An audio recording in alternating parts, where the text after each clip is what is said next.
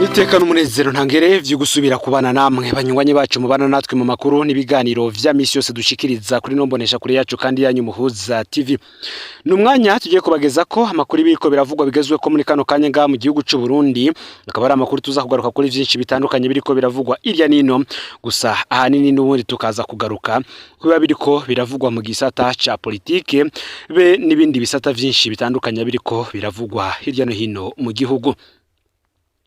Ni kenshi kuva mu mwaka w'2020 dishitse ku butegetsi hagi haribonekeza ukudahuza kw'indongozi zimwe na zimwe mu mugambwe no kuvuga ko kuva mu mwaka w'2007 Usebu yari umunyamabanga mukuru w'umugambwe ku rwego rw'igihugu ico gihe yarakuwe mu mabanga ndetse arinjizwa iborero rikuru rya Mpimba aho bivuga yuko yo baratorotse mu mwaka w'2015 Saho honye ndi kuko no mwaka w'2010 vyagiye birigaragaza cyane bikagaragarira ku gucanwa kutwara igihugu ndetse n'urongo y'umugambwe vyavuye aho noneho injyane zifata indi ntera ubwo mu mwaka w'2015 mwisi Petero Nkurunziza yashaka kwitoreza ivyikiringo ca gatatu cyo kurongora igihugu c'u Burundi we mu yavuga ko amatora abaye mu mwaka w'2020 atarimwe abene abanyagihugu bose rero ko kubera ivyabaye ico gihe kugira ngo akwize ibiringo bibiri ari uko atogwa n'abene gihugu incuro zibiri gusa incuro zibiri kugira ngo abakwije ivyo ugomba kuba umukuru w'igihugu abasabwa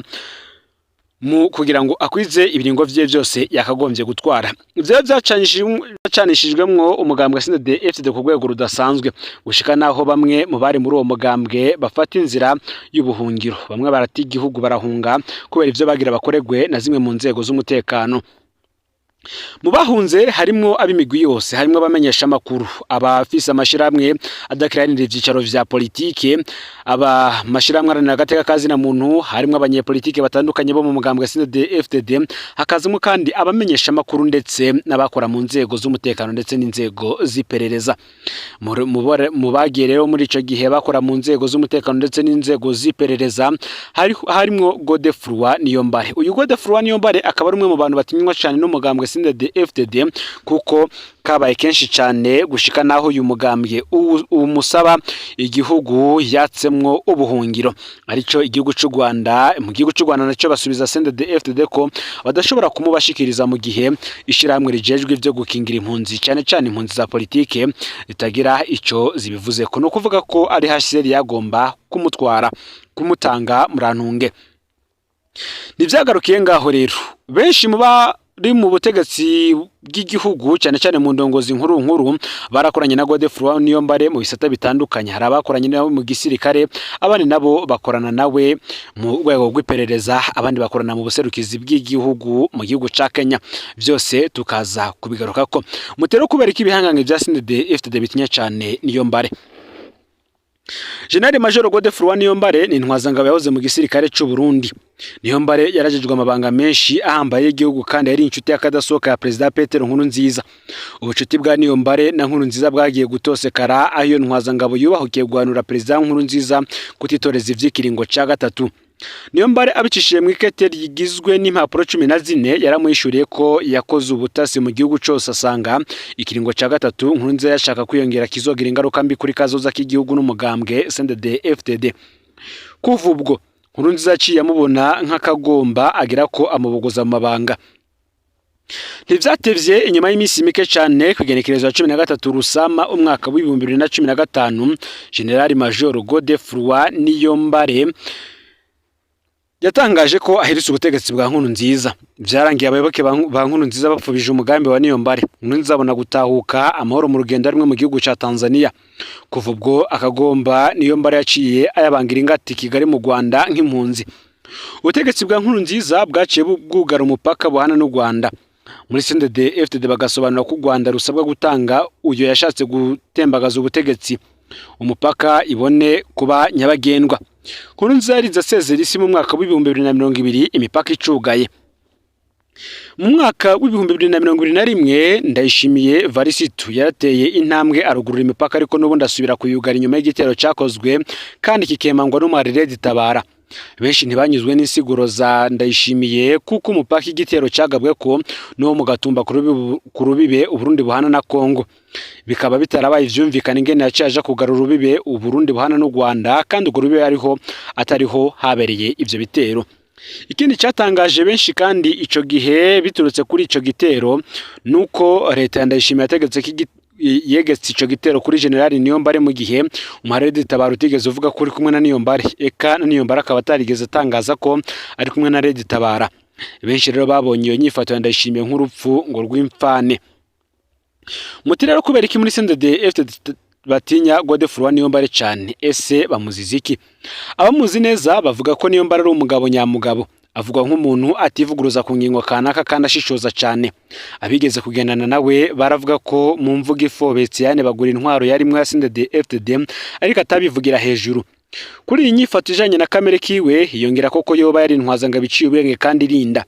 Gutyo CNDD-FDD ikagira impungenge ku mabanga y'umutekano w'igihugu azina cyane ko yarongoye igisoda hamwe n'iperereza vy'u Burundi. Ubutegetsi bwa Ndayishimiye buhangayikishwa no kuba acumbikiwe na Kagame asanzwe ari umukeba wa Ndayishimiye.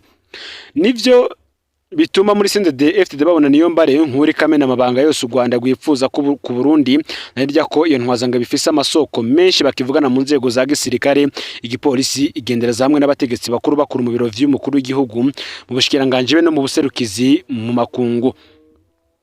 Icyo benshi batazi Niyombare amaze igihe kirekire cyababa imyaka 9 ari mu gacerere, akaba yaheruka kumvikana inyuma ijyanye imigenekerezo ya 15 Rusama mu mwaka wa 2017 mu kiganiro yagiranye n'ikinyamakuru Jeune Afrique. Hano yasobanuye ko kudeta yapfuvye n'ingene ategekanya kubandanya urugamba.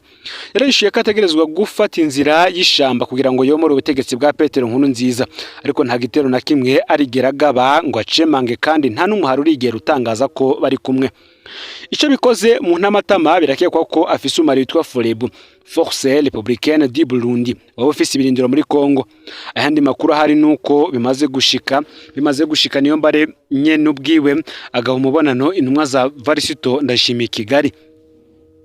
Ntidushobora gutera ivyatsi umugambi wo gurika ubutegetsi mu mwaka wa 2015, tukabona ko Niyombare nk'umuntu ukunda igihugu yashaka gushira igihugu ku murongo kuko cyari mu mayira abiri.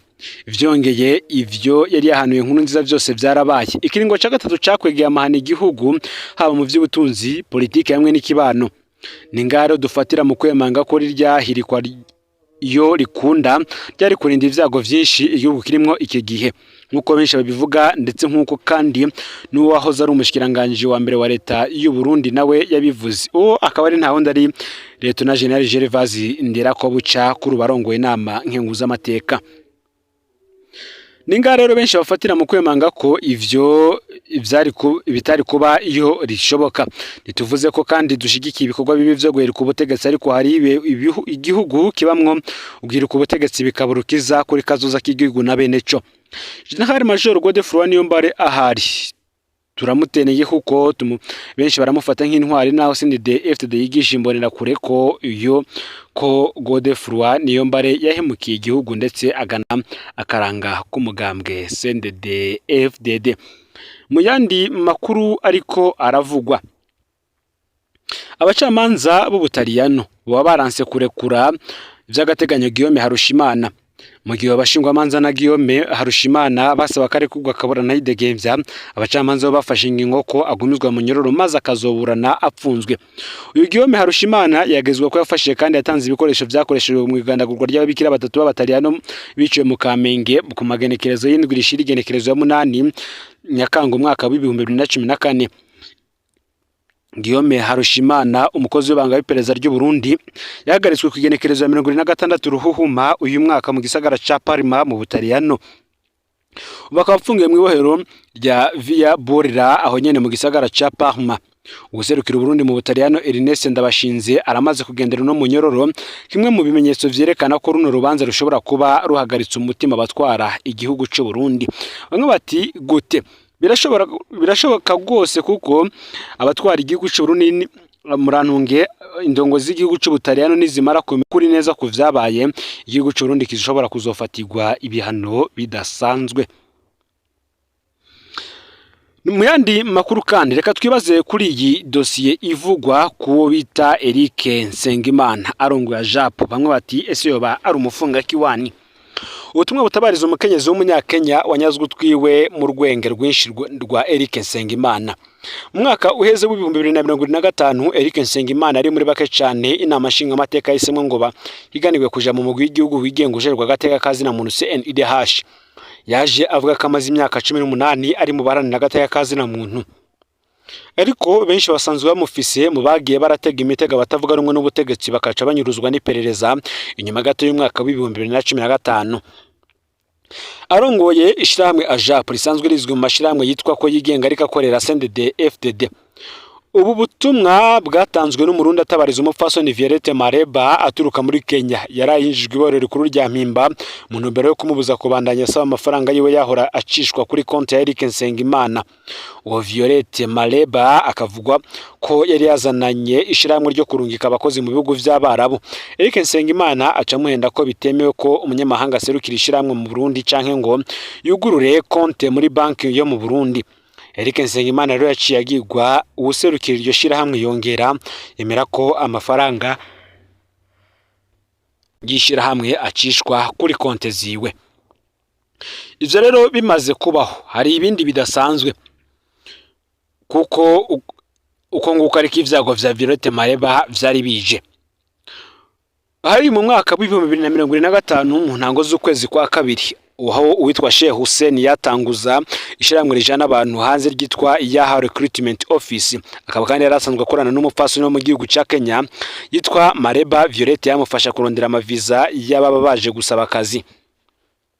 Ishiramwe rimaze gukomera Violette yaciye aza mu Burundi kugira bakorane bari kumwe no Hussein. Ntivyatevye bararonse abantu benshi baje muri Qatar, Saudiya ndetse na Oman. Ikibazo rero cyaje kuboneka mu gihe umupfasoni asavye amafaranga yo kuriha amatike y'indege agaheza akabwirwa ko atamahera hari kubera yariwe n'uwo Sheikh Hussein. Abakiriya no kuvuga baje kurondera akazi barahavuye barabaza uko ibintu biriko biragenda kubera baronka amaviza ariko nibaronswa amatike. Niko guca rero baje kwitwarira iyo office muri parike ya Ntahangwa iri mu Ngagara. Kubera ko uwo mukenyezi asanzwe ari umunyamahanga ntibamuhaye umwanya wo kwisigura imbere y'ubutungane. Parike yarajije mushira ko icacu katarungitse abantu yategerezwa kurungika ishinga kategerezwa kubarungika vyanka bikunda. Violette yahavuye avyemera kubera atakundi yari kubigenza. Parike yamaye igitigiri cy'abantu 50 ategerezwa kurungika. Aho vyagenze gutyo kandi Sheikh Hussein yari yemereye ko amahera yose ari we yariye araniyandikira imbere y'ubutungane ko azoyariha. Atanga ikiringo cyo kuzoyariha Violette Mareba. Icyo gihe Violette Mareba yararisha amatike abantu baragenda. Muri ivyo bitoroshe vya Violette Mareba niho hacaza witwa Nsengimana Eric asanzwe arongoye ishiramwe ry'urwaruka bita AJAP. Aza nk'umutabazi areza abwira umukuru wa parike ko yishinze uyu mupfasoni w'umunyakenya kugira ngo amufashe gukemura ikibazo afise cyo kurungika abantu hanze. Umupfasoni Violette Mareba yahavuye arondera uko yoronka impapuro zimwemerera gukora ico gikorwa mu gihugu. Nawe yishinze ishiramwe ryitwa ASP Burundi rikorera mu Cibitoke muri avenue ya 12 nimero ya 83. Yararisha amafaranga ategekanywa n'ubushikiranganje bw'imigenderanire y'u Burundi n'amakungu hama aremererwa gukora. Niho rero Eric Nsengimana yamuhenda ko atamunyamahanga aserukira ishiramwe mu Burundi. Violette acamuhayo vyose ngo abirongore. Ntivyagarukiye ngaho Eric Nsengimana yageze hamwe yemeza ko atamunyamahanga ari kuriyo kuguruza konti mu Burundi ko yabona Eric asanzwe afise konti yiwe ariho boza barashiraka amafaranga yose yinjira mwishiramwe. Violette yaravyemeye ico gihe. Hamaze kuja ko amafaranga atari make niho rero uyo mupfasoni yamusaba amafaranga y'amatike y'indege y'ababa baronse amaviza. Eric atangura kwanka kuma amafaranga yishira hamwe. Violette asubira kwinjira muri vya bibazo vy'abituye ikigo baronse amaviza ariko bataronka amatike y'indege. Hageze kuri hinzu ishiramwe rikoreramwo naho nyene Eric akanka gukura amafaranga kuri konti. Abantu baba bari mu kigo bakabura ico bapfungura kandi baratanze amafaranga yabo bakicwa n'inzara. Violette we nyene ubwe wakabura ico afungura kandi amafaranga ahari agahebuzwa ko bidakunda ko amafaranga ava kuri konti ngo ntayahari. Reka tugaruke no kwifatwa ryiwe. Haheze iminsi rero niho Violette Mareba yagira ikibazo bamutelefona ko umwana we wagwaye muri Kenya. Niho yavuga ko akeneye gusimba kuraba umwana. Eric Nsengimana acamubwira ko bidakunda kagenda ngo ni mpaka abanze kurungika abo bantu bose, ariko muri abo harimwo abari bafise amaviza. Umupfasoni acetamwo kugenda muri Kenya kugira arabe utwagurisha iwabo maze aronke ico yosigira umwana wiwe, aronke kandi n'ukuntu yorungika abo bantu bafise amaviza.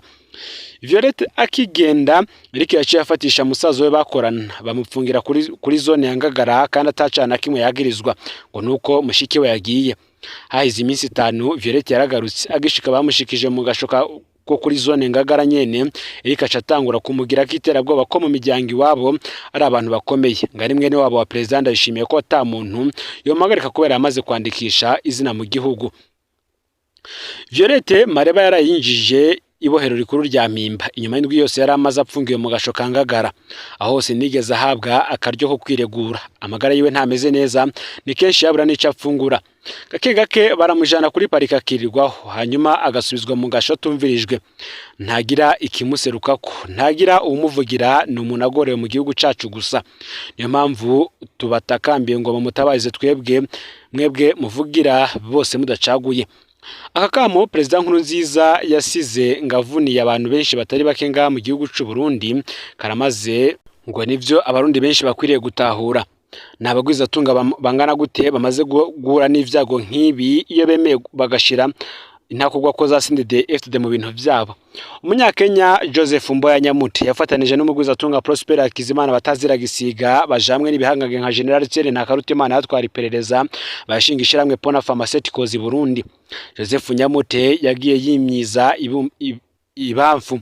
Muganga Christophe Saba yashinze ibitaro vy'akataraboneka mu Burundi kira hospital ikashiramo bamwe mu bategetsi bakome mu mutayo w'ibitaro kugira ibikomere kandi vyubahirizwe.